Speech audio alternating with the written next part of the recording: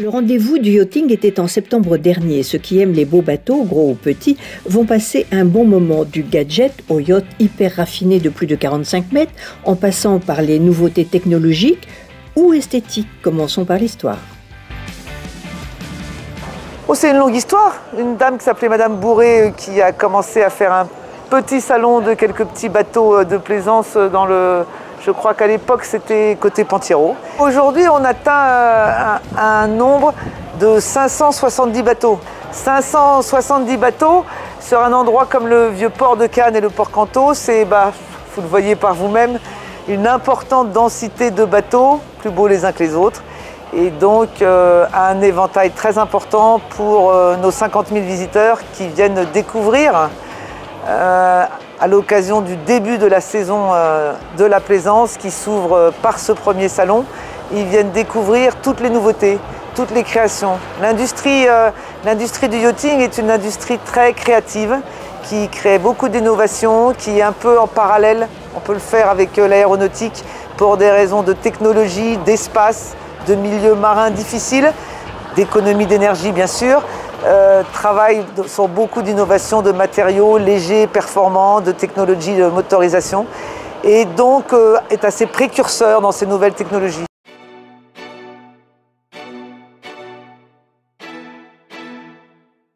Début de la visite, on enlève ses souliers pour monter à bord du Tortoise, contraction du mot tortue et turquoise, 35 mètres.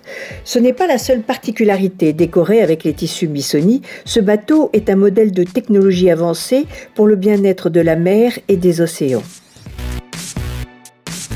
On est sur un Arcadia 115, un chantier italien qui est doté de spécificités écologiques. En fait, nous avons des panneaux solaires. On arrive à collecter énormément d'énergie solaire, transporter tout ça dans les batteries et grâce aux batteries retransformer ça en 220 volts pour tous les accessoires du bateau. On a également une autre spécificité qui est une petite centrale d'épuration à l'intérieur du bateau. Ça c'est fabuleux. Ça depuis quelques années on trouve ça de plus en plus fréquemment sur les gros yachts. Mais sur un bateau de 35 mètres qui n'est pas encore un très très gros yacht, c'est assez nouveau. Et on arrive à traiter en fait tout ce qui est eau grise. Alors eau grise c'est lavabo, eau de douche, etc. Et eau noire, donc les toilettes, passent dans un traitement. Et ce traitement, on va dire, purifie l'eau et la rejette à l'eau propre. Et les restes, on va dire, tous les déchets sont une fois par an ou une fois tous les 6 mois vidés. Jacuzzi à l'avant et plage confortable pour prendre le soleil. La troisième spécificité du bateau, c'est qu'il est doté d'une carène avec une géométrie variable qui diminue par 4 ou par 5 la consommation. C'est-à-dire qu'un bateau de 35 mètres aujourd'hui peut consommer entre 500, 800, voire 900 litres de gasoil à l'heure. Nous sommes à une vitesse de 12 nœuds à 120 litres à l'heure. Donc on a une grosse économie d'énergie qui est due à la particularité et au dessin de la coque. Qui ne peut-être pas rentrer trop dans l'explication technique, mais si vous voulez, ça remplace un peu le bulbe qu'on va trouver sur les gros yachts. Oui. Le bulbe à l'avant d'un gros bateau va créer une sorte de vague et de turbulence qui va lever le bateau. Le dessin de cette carène fait à peu près la même chose, donc ça va relever le bateau en navigation, donc beaucoup moins d'efforts à la mer, donc beaucoup moins de consommation. C'est pensé ça? C'est pensé, on a des architectes navals, on a des designers, etc. qui ont pratiquement 30 ans d'expérience dans le nautique et qui se sont grattés la tête, je dirais, pendant quelques années pour essayer de trouver quelque chose de novateur et qui puisse conjuguer quand même le luxe, habitabilité, confort, design avec écologie. Et quelque part aussi économie, puisqu'on prend soin, je dirais, du portefeuille des clients. Oui. Et je dirais pour une bonne cause quelque part, parce que c'est pour aussi la protection de l'environnement. Il est temps d'y penser. Nous voilà chez Fontaine Pajot, une maison française spécialisée dans la construction des catamarans. Vous allez voir, sport et raffinement s'entendent à merveille sur celui-là. Alors aujourd'hui, on redéploie sur le haut de gamme, chez Fontaine Pajot, cette version de l'Ipanema 58 avec un fly bridge, c'est-à-dire un grand espace supérieur sur le roof qui permet d'accueillir plus de gens et de pouvoir profiter de la navigation et d'une vue très dégagée sur l'ensemble des horizons que vous allez pouvoir découvrir. Mais oui, Cocorico, en matière de construction de bateaux, chaque pays a sa spécialité. Le plus de l'Ipanema 58, Les trois grandes innovations, je pense que c'est ce qui nous plaît toujours, c'est les aspects neufs et nouveaux sur un bateau. Sur celui-ci, il y a trois choses. C'est ce nouveau cockpit qu'on a complètement retravaillé, qui est très tourné vers l'arrière du bateau, qui permet vraiment de profiter pleinement de l'océan ou en tout cas des endroits somptueux dans lesquels on va pouvoir naviguer sur ce bateau-là. Ensuite, la cabine propriétaire de ce bateau-là, où on a réussi à vraiment maximiser les ouvertures. Ce qui était un vrai challenge sur ce bateau-là. On voit vraiment une luminosité inégalée, je crois, sur le marché du catamaran aujourd'hui.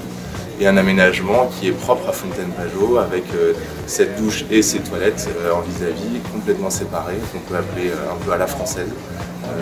Et inévitablement, tout le travail transversal sur le bateau, de soins, de qualité, de design qu'on a déployé ici sur ce nouveau bateau. L'idée, profiter au maximum de la mer. Baglietto est un chantier italien qui construit les plus beaux yachts en dessous de 46 mètres. Parfait l'accueil de l'équipage, raffinement technique, cuir doublé de mouton pour protéger le tech. Beniamino Gavio, le chairman, Lapo Elkan pour l'aménagement, grande classe, élégance, raffinée, c'est le plus beau bateau du salon. C'est un honneur d'être ici sur le bateau de Nino Gavio. Nino Gavio a repris Baglietto, a repris Cherry, a repris Bertram.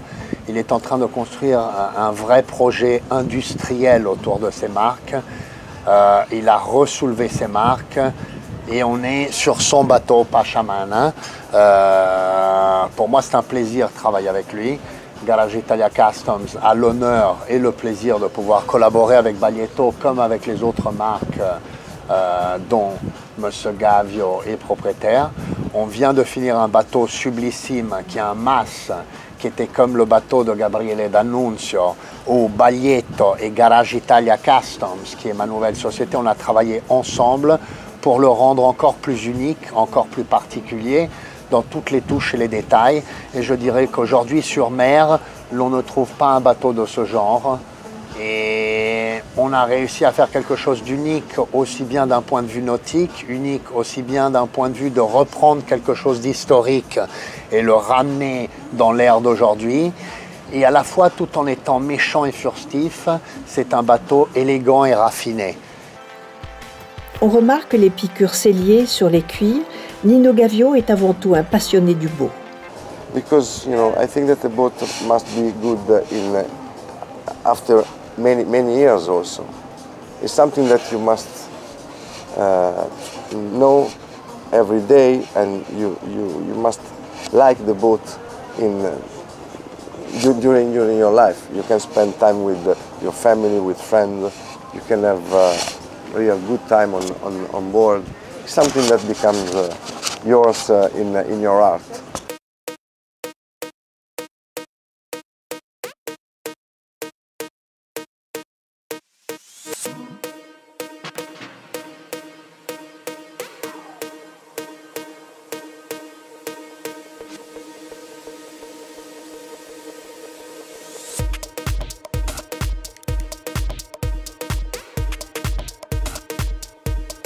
Ensuite, on passe au plus spectaculaire. À bord de ce bateau, tout brille.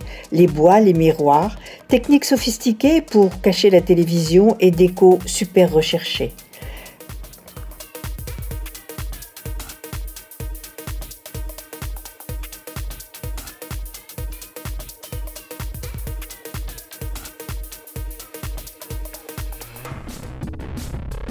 Pour distraire les amateurs de jolis petits bateaux, un concours d'élégance.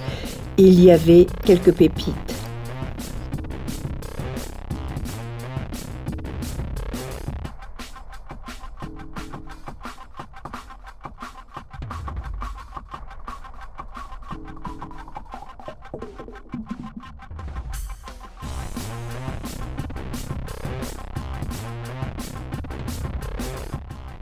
C'est une idée qui, je crois, vient de l'automobile, la course automobile où il faisait effectivement ces concours d'élégance. Donc on a repris ce concept parce que autant le mettre effectivement à flot, profiter que dans le cœur du Vieux-Port, on a encore un petit peu d'espace, pas beaucoup parce qu'il y a beaucoup de bateaux exposés, mais il nous reste un peu d'espace pour avoir fait organiser ce défilé. Alors ce sont ce qu'on appelle des boats. c'est-à-dire des bateaux, des petites unités, des boats comme son nom l'indique, des bateaux à la journée, donc s'il n'y a pas de cabine, on ne dort pas sur le bateau, mais ce sont des bateaux de sortie à la journée ou souvent des tenders, c'est-à-dire des bateaux utilisés entre le gros qui est au mouillage et pour faire la liaison sur la terre. Donc ces petites unités, autrefois, étaient des petites unités en bois, toutes plus ravissantes les unes que les autres. Riva et d'autres grandes marques faisaient ces petits bateaux. Et effectivement, on les a invités à venir défiler. Mais au-delà de la beauté de ces petits bateaux, le côté historique et vraiment élégant de ces bateaux, le concours d'élégance va un peu plus loin parce que l'équipage lui-même est élégant, l'équipage lui-même fait sa parade autour du bateau jury et fait sa présentation. Donc ça donne vraiment un défilé de charme et d'élégance qui a été très apprécié par nos visiteurs comme nos exposants. Et c'est vrai qu'on a eu 1 heure d'un élégant défilé sur le plan d'eau hier au milieu de l'après-midi. Et après, derrière, une remise des prix avec des très beaux lots parce qu'on a eu des très beaux partenaires qui sont venus nous soutenir dans ce bel événement. Mon chouchou, le Violetta, un bateau pédalo, car avant de barrer, il faut savoir pédaler.